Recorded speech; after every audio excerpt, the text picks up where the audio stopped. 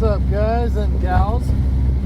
Well, here we are back in a familiar cabin. You know, something that nobody's seen on the channel in a little while. And that is because I hurt something in the 626, so now, back to driving the Probe. I've noticed two things that are very important to the direction that this build is going. One, I noticed that with the new aluminum dual core radiator and slim fans, this car stays cold. It does not get over the M on normal, or norm, for the temperature, which is about an eighth of the way up to the hottest point, which is 260 degrees. The cooling fans have kicked on one time in 5 days of driving this car, and that's because I got stuck on the fucking freeway.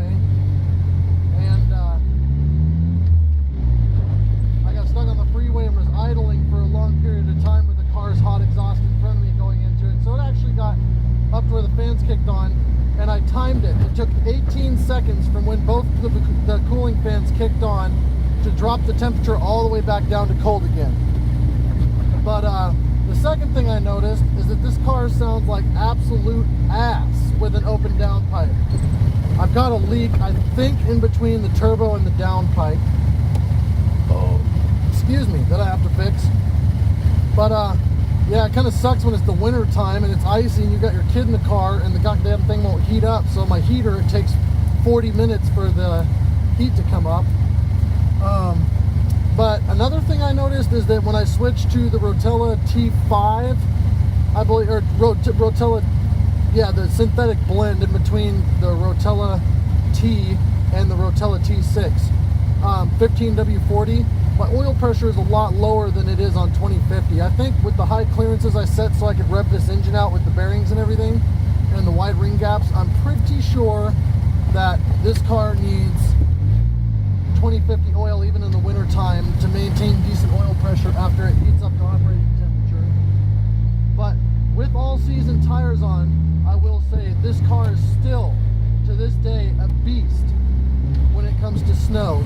No studs, and I get around fine. Up hills, on ice, everything.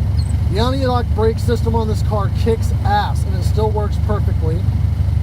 And also, I'm a very careful driver. But yeah, as you can see, we're rolling the Probe again. Currently, it's not making any power. I put a 3-pound wastegate spring in. Yes, that is 1, 2, 3 pounds. And it takes loading it up in third or fourth gear for it to ever get to there. I can barely even get the blow-off valve to open right now. And the reason for that is it doesn't tempt me to race people. It doesn't tempt me to beat on the car to where I can continue driving it and I don't have to worry about it breaking and leaving me with no car again, since the 626 is currently down for an unknown issue. I pulled the axles out of the 626.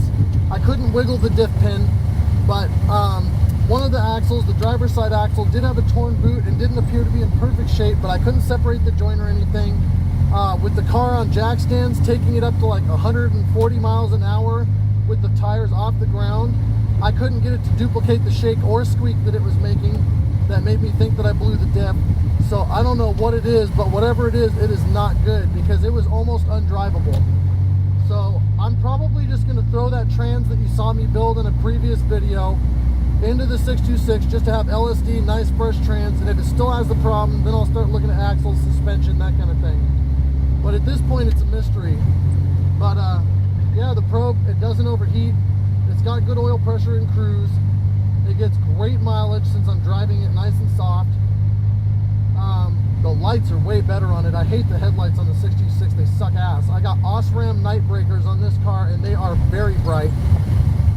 Only thing I don't like about this car is it's a fucking boat. It bounces all over the place, and the suspension is completely shot on all four corners. So the 626 is leaps and bounds better in the suspension department.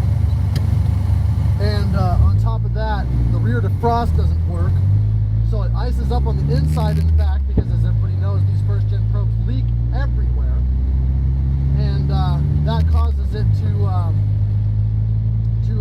condense water inside of the rear hatch, and then as soon as it starts melting, when the car finally heats up an hour later, it starts melting all over everything in the back of my car.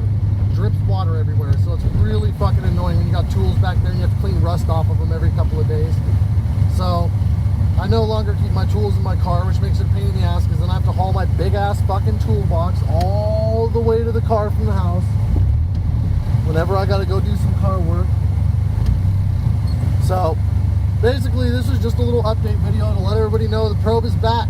I'm not gonna be doing any racing videos or anything like that anytime soon, because it's the dead of winter, there's snow all over the place, but she's back up and running, as slow as she may be. So stay tuned for more. Like, comment, subscribe, and I hope to see some good comments.